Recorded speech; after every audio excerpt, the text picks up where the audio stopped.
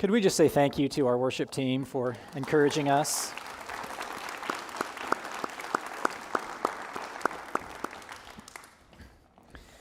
Would you open your Bibles now to Matthew chapter 7, verse 24. Matthew 7, verse 24. In a moment, I'll read verses 24 through 29. Welcome back from Thanksgiving. I'm sure that each of us is taking up a bit more space in our chairs than we did before Thanksgiving, but nobody can tell. It's fine. You'll walk it off. It is good to see everybody back, and for those of you that traveled, I'm glad that you've had safe travels. For those of you that might be here visiting, welcome to you as well, and if you've come in from out of town, hope you have safe travels back to where you live and work and where God has placed you. We're coming to the end of the Sermon on the Mount, and so it's for me a sad day in many ways because I really love the words of Jesus and the teachings of Jesus. And I think feel more and more with each passing year how much I need his words to center me and guide me and to be my compass in life.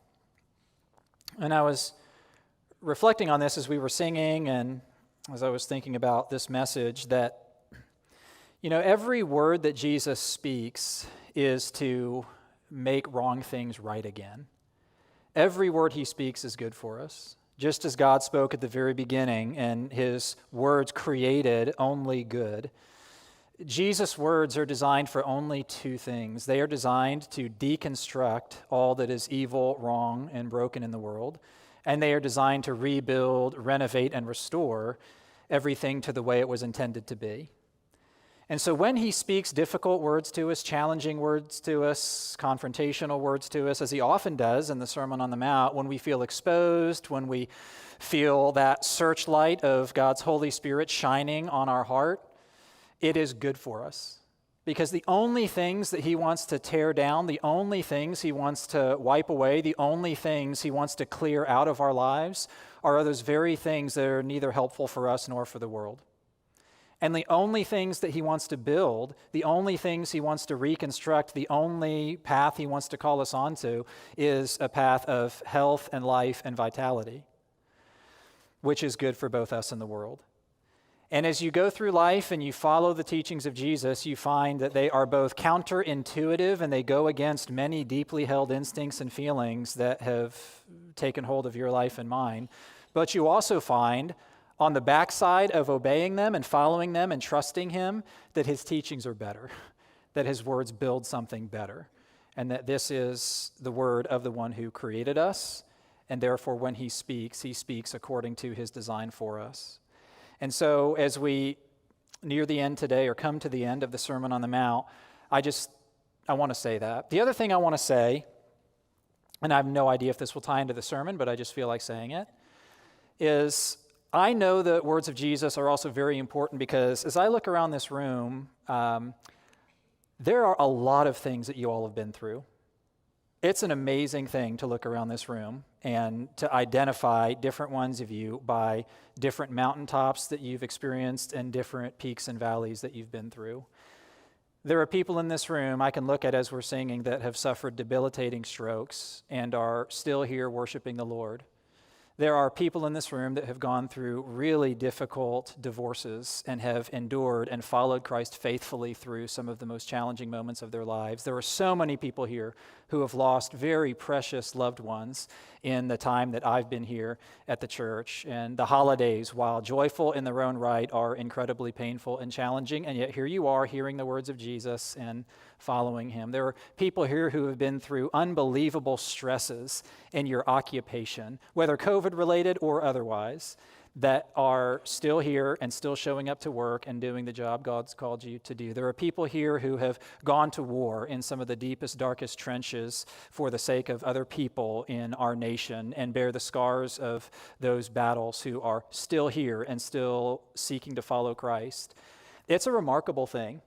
And I know that it's the words of Jesus and the promises of God and the comforts of God's grace that keep each of us sustained for the journey that he has for each of us. And it is important that we continue to turn to his word and allow his Spirit to refuel us in the same way that you fill up the tank of gas in your car because that fuel is what keeps us going. And so I just want to say thank you for listening to the Sermon on the Mount. Thank you for hearing the words of Jesus. It is the first step. It's not the only step. But if we don't hear his words, all we're left with is our own. All we're left with is our own thoughts. All we're left with is our own feelings. And how's that working out for you? Doesn't work out very well for me to just live in the swirl of my own thoughts and feelings about life with all the things already swirling in the society around us.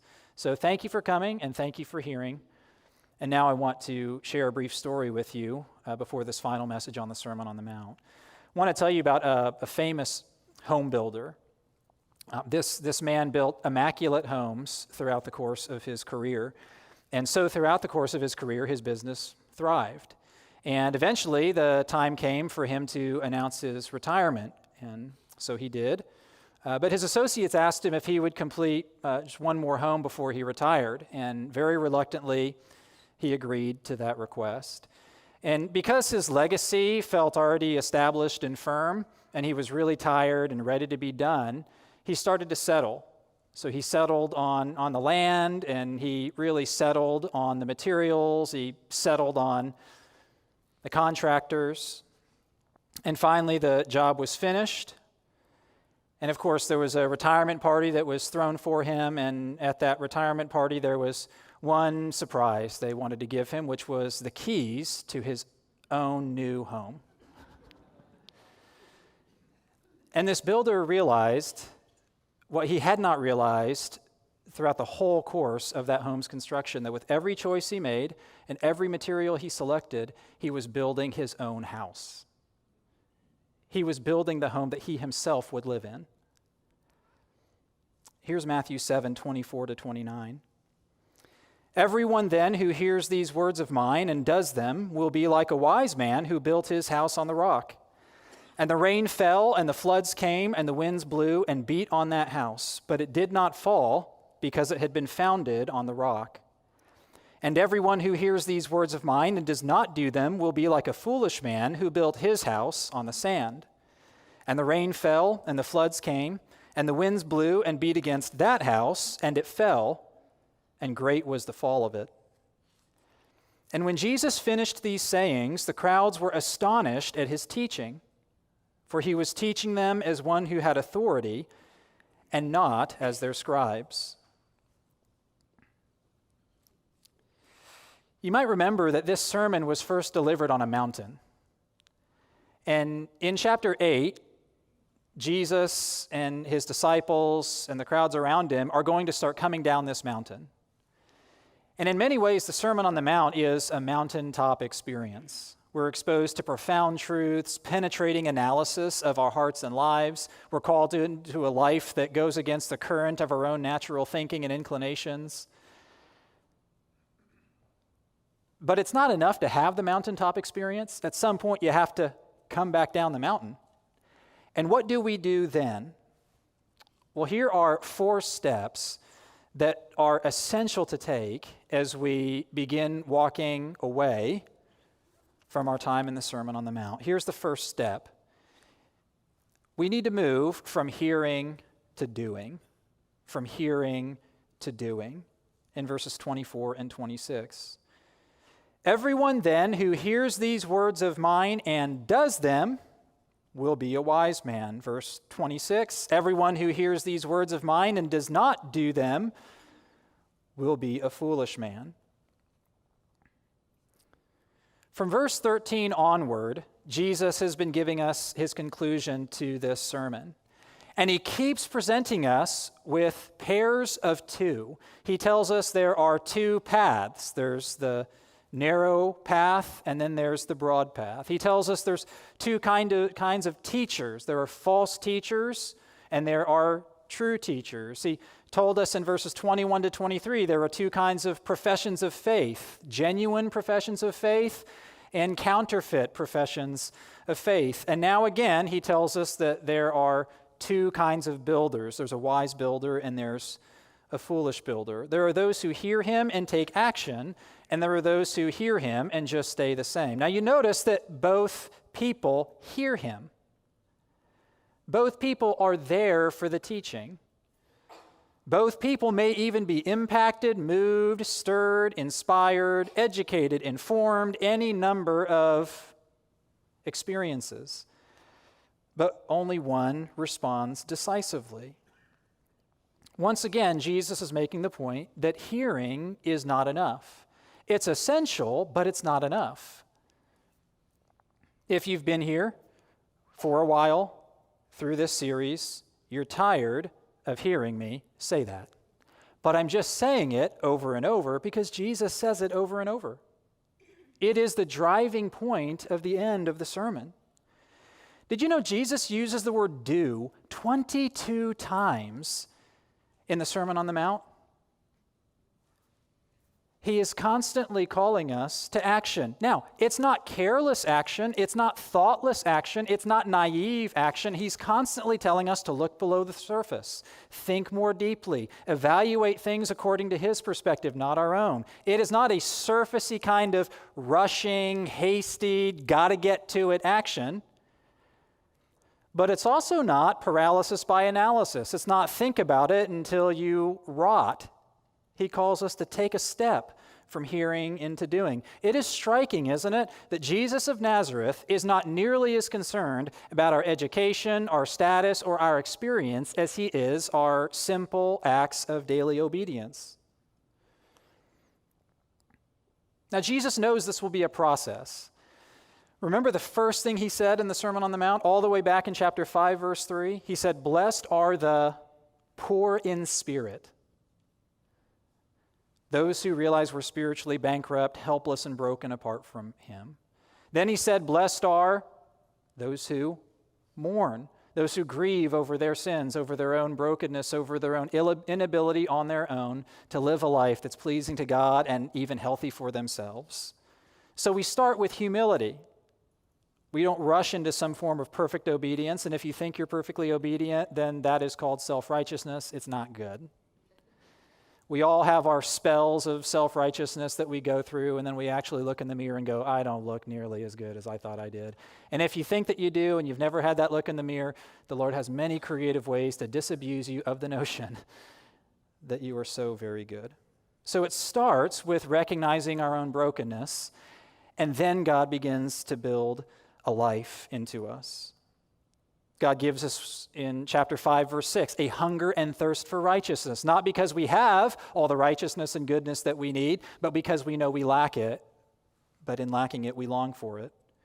And then, of course, as we stumble forward, hungering and thirsting for righteousness, seeking to obey the Lord day by day, we also are trained by Jesus to ask for daily forgiveness in chapter 6 in the Lord's Prayer. Forgive us our debts as we also forgive those who have committed sins against us. So Jesus is not advocating for some sort of immediate microwave drive-through perfectionism when he says those who do my commands are those whose houses will stand. But he is telling us don't just hear, take the next step. Here's a simple way to grow in the Christian life. Start where you are and take the next step. And then when you take the next step, you have been starting in a different place, and so you will end up in a different place. And if you find yourself growing through daily active obedience as much as you're stumbling around and limping forward, be encouraged.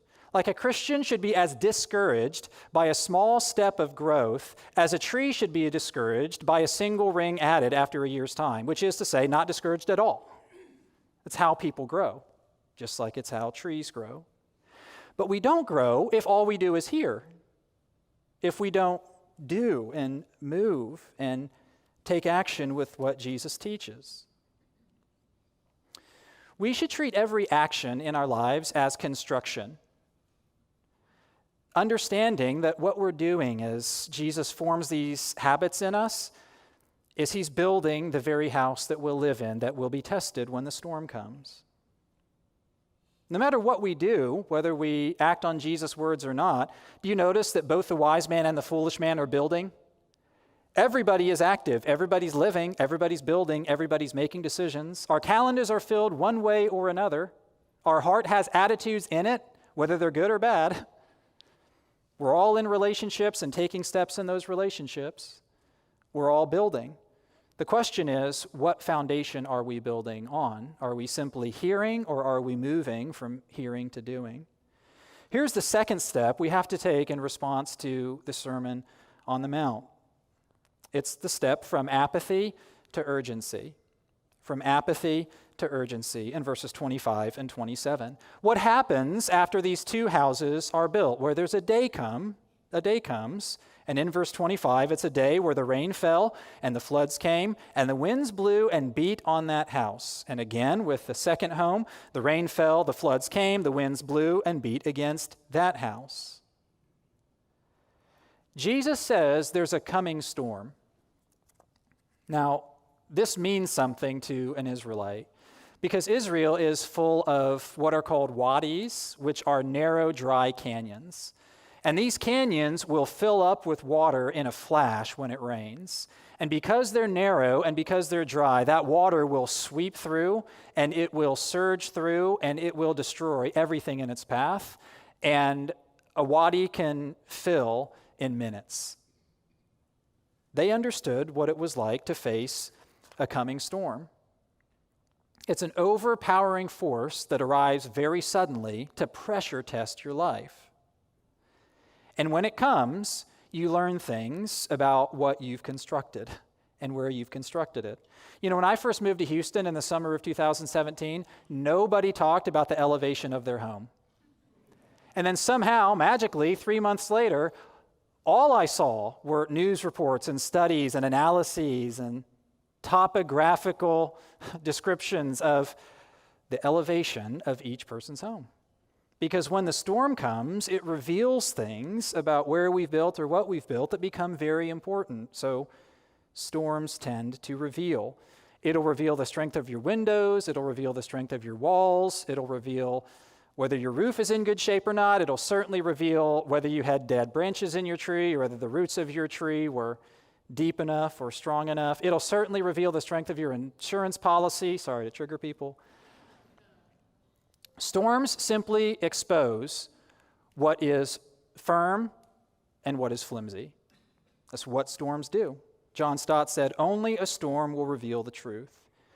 And when Jesus describes this coming storm, I think he means two things. I'll tell you the second thing first, then I'll tell you the ultimate thing second. Here is the thing it reveals in this life. These storms reveal really the quality of our discipleship. They reveal the strength of our faith. Because following Jesus, if you haven't noticed in the Sermon on the Mount, is very hard. It is hard in this life because it goes against our own natural instincts. It goes against the currents of the world. It goes against all of the promises that get made to us and that we make to ourselves that tend to be lies. Discipleship is difficult, and this storm represents those difficulties. Here's Matthew 13, verse 20. In Jesus' famous parable of the sower, where different kinds of seed get sown into different kinds of soils, he says, "As for what was sown on rocky ground, this is the one who hears the word and immediately receives it with joy. Yet he has no root in himself, but endures for a while. And when tribulation or persecution arises on account of the word, immediately he falls away." So his conversion is like a typical New Year's resolution. Springs up and was great for 48 hours. And then this is hard sets in, and it's done by January the 3rd. Faith springs up, but it's challenging to follow Christ, and immediately this person falls away because the trial came and it pressure tested his life. But here's what I'm learning about the difficulties of discipleship. It is good when God sends us midterm exams. And we should be thankful for midterm exams because they tell us where we stand and they show us where we are before the final test comes. Now, here's the challenge with the midterm exams that God sends us. We don't know when they're coming. Most of the real tests in life cannot be scheduled, and sorry, but nobody put it on your calendar. Nobody put it on my calendar. In many ways, life is a series of undeserved blessings and of unanticipated challenges. And you can't schedule them. Storms just arrive, and our life is up for examination. Sometimes my kids come home, how was school? We had a pop quiz. Life is pop quizzes. When you get past your schooling years, you don't schedule almost any of the tests that God sends you. But the tests that God sends us do reveal things, don't they? About our readiness, about our strength, about our weakness, and as we go through life, about his faithfulness to us. But storms just come. And Jesus is telling us, build your life by habitual, growing, progressive obedience to my teachings, because that's the only safe place to stand when those storms of hardship come. But ultimately, this storm represents more than the difficulties of discipleship. It really represents the storm of God's coming judgment. In Hebrews 9, verse 27, we're told, "It is appointed for man to die once, and after that comes judgment." And judgment comes either on that day or it comes at the return of Christ. The first house here withstands this pressure test at the final judgment, but the second house collapses because this foolish person chose to ignore the Christ that they spent a lot of time hearing. And in the words of R.T. France, what's described in the final words of the Sermon on the Mount is nothing less than a total spiritual disaster that comes suddenly. The house is gone, this soul is swept away. One person built on the rock, which is firm, unmoving, lasting. Another person built on the sand, which is soft, it's shifting, it's temporary. Those last two sentences were totally unnecessary, because we all know what rock is versus what sand is. Jesus uses these words precisely because he wants us to feel them in the way that you can feel rock and sand.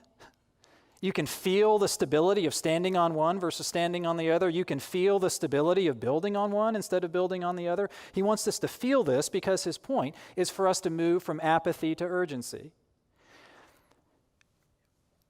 We could spend a lot of time, and it's important, unpacking the meaning of the metaphor storm in these verses.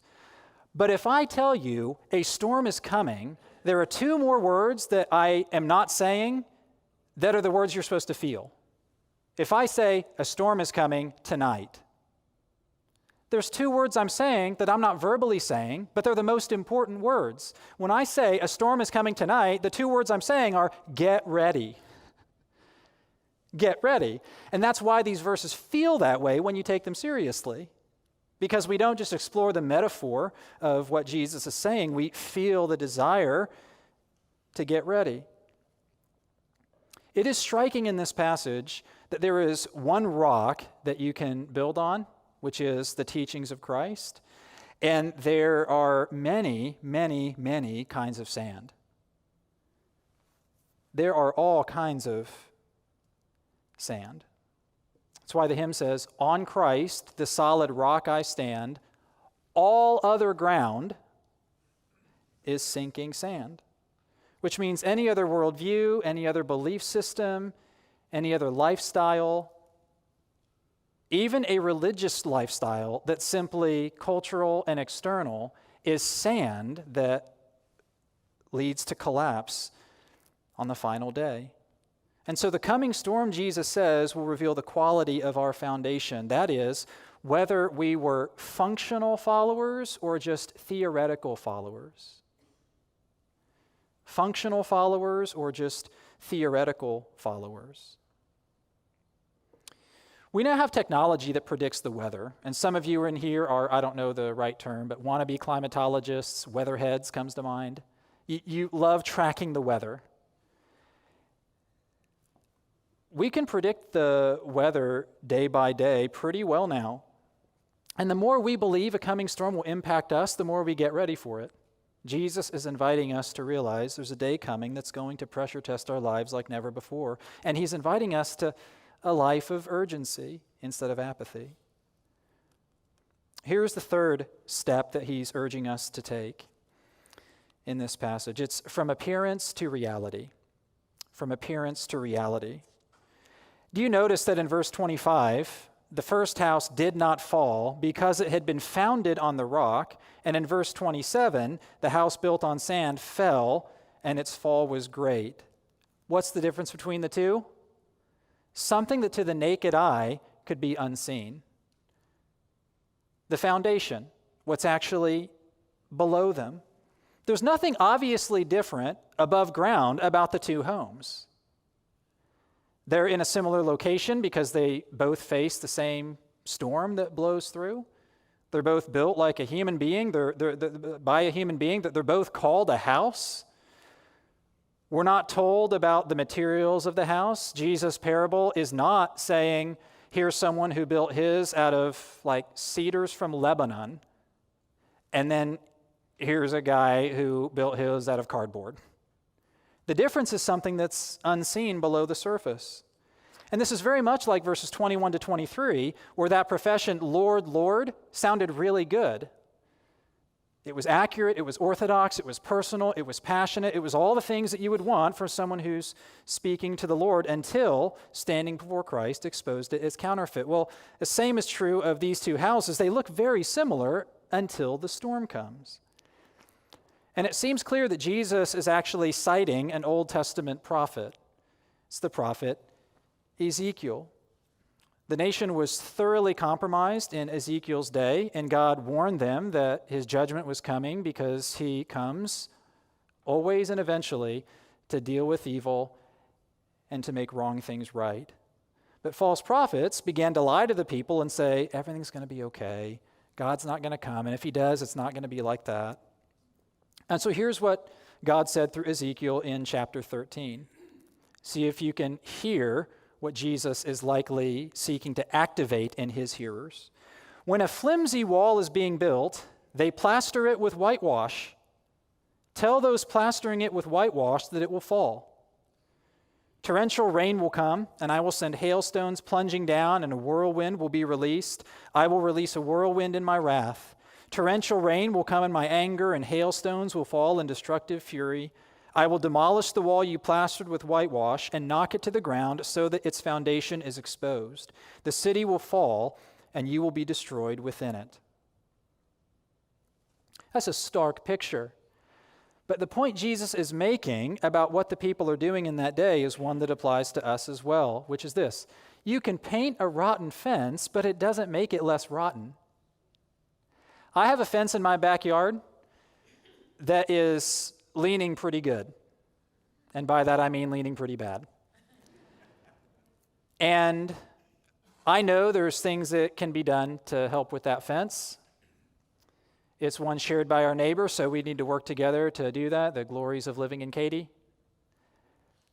But here's one thing I know. Me going out there today and slapping a fresh coat of paint on that leaning fence is not going to make it any stronger. It's not going to make it stand up better in a coming storm.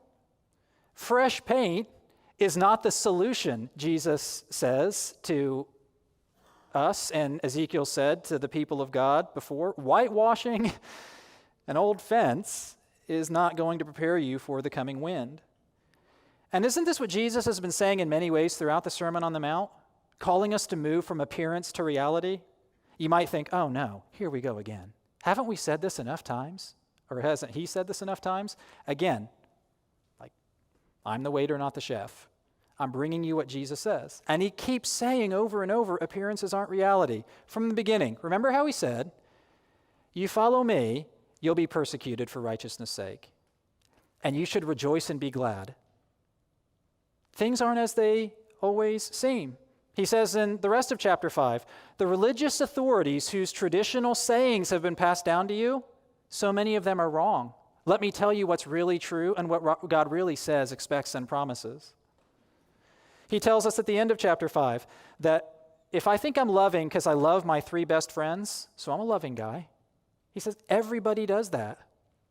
That's not supernatural love. What is supernatural? When we love our enemies, as God loves his. In the beginning of chapter 6, we're told not to be people who use religious activities to get attention for ourselves, like giving or fasting or praying, because while we might get some human applause, and we might get a reputation for ourselves. That is a very passing thing. And that reward is not anything like it actually seems. He's told us in chapter 6, verse 27, that little statement, which of you, by being anxious, can add a single hour to your life? It feels like when we worry ourselves to death about the things coming up in our lives, we gain more control, but actually we lose our minds because things are not always as they seem. Over and over, Jesus has driven home this point, and he does it again very subtly through this image of two houses, both of which looked relatively similar, but their foundations were different. I want to come back and say for the last time what we've been saying throughout the Sermon on the Mount. Spiritual makeup doesn't make us virtuous. And Christian costumes don't make us disciples. And so Jesus is telling us, don't build your house on the sand, but think you're ready because it has a great paint job. I'll tell you one thing I've never wanted to be, and the more I'm a pastor, the more I don't want to be this. I do not want to be the mascot for Christianity. I don't want to be the mascot for this church. What I mean is, I don't want to carry myself like someone who is in a costume with a plastered face on that looks the same every single day, that never changes, but I'm just here to represent the party line. I just am here with the costume on. I'm here saying the right kind of stuff in the right kind of way. I'm here obeying and following the customs, and I'm here to just get the fan base riled up and excited about today's game. I don't want to be the mascot of Christianity. I want to be more like a psalmist who is broken and empty but longing for righteousness in myself and in the world, someone who's calling out to God for his help, someone who's trusting him for his promised king to come and make things right. I want to be a person like Jesus describes, who loves my neighbor as myself and who cares for the people around me with all of my idiosyncrasies, with all of my weirdnesses, with all of my own personality, but I don't want to be anybody's mascot. Because we don't need another person pretending. We don't need another costume. We really need heart renovation from the inside out, don't we? We really need a life truly built on a solid foundation, not the shifting sands of optics and what are people going to think. We move from appearance to reality when we follow Jesus. And finally, fourth, here's the final step that we need to take as we head down the mountain with Jesus away from the Sermon on the Mount. We need to move from the crowd to the path. We need to move from the crowd to the path in verses 28 and 29. When Jesus finished these sayings, the crowds were astonished at his teaching, for he was teaching them as one who had authority and not as their scribes. Do you notice the shifts that take place in these two verses?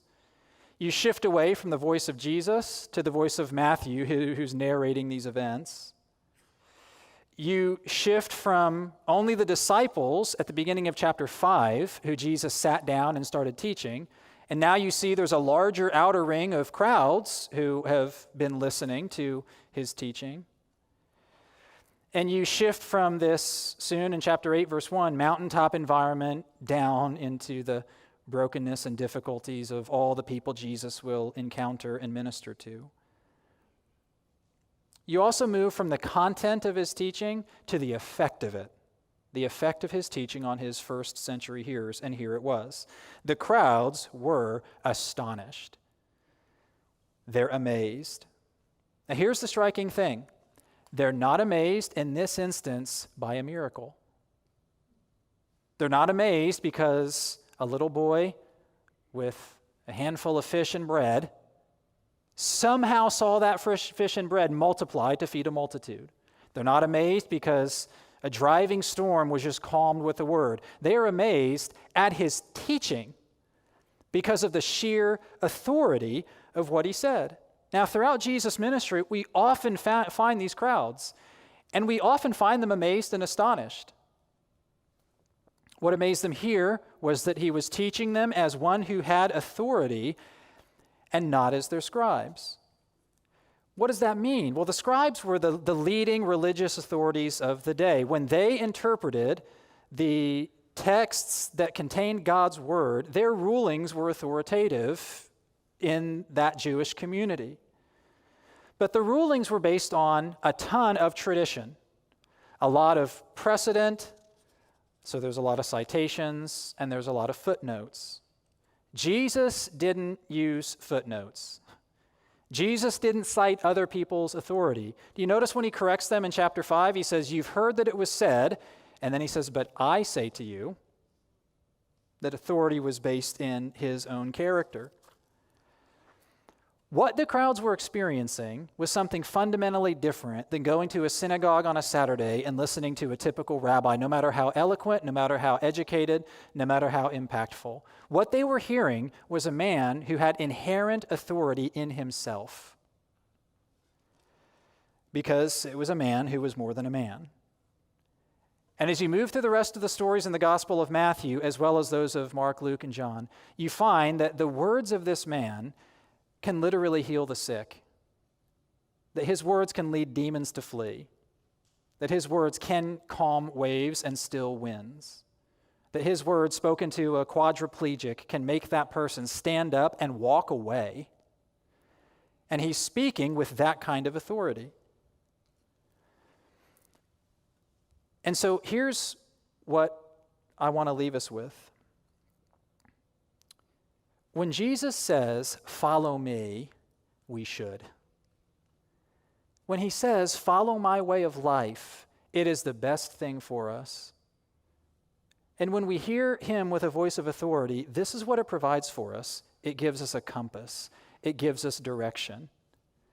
It tells us that the other voices we hear and the other feelings we experience, while valid in some ways and important to consider, are never the ultimate expression of truth. There's things I think and feel that are probably 95% true, but they're not true like the words of Jesus. And there's things I think and feel that are 0% true. And when God shows me those things, I want to abandon them. Jesus has complete authority. And here is the striking thing that I feel as I go through the Sermon on the Mount, and I hope that you feel as well. The man whose words we've been studying are the words of the man that we will all meet at the end of time. It's the same person. And it's the same person who we meet in Genesis 1, who, participating with God the Father and God the Spirit in creation, spoke the world into existence.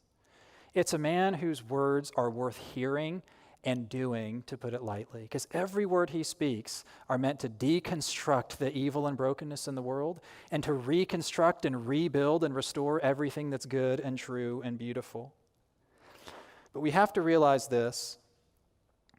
Being astonished today doesn't mean being a disciple tomorrow. We can all have a mountaintop experience here with the Lord, but he doesn't want us to be in the crowd. He wants us to be in the path. He doesn't want us to be in the audience. He wants us to be in the arena.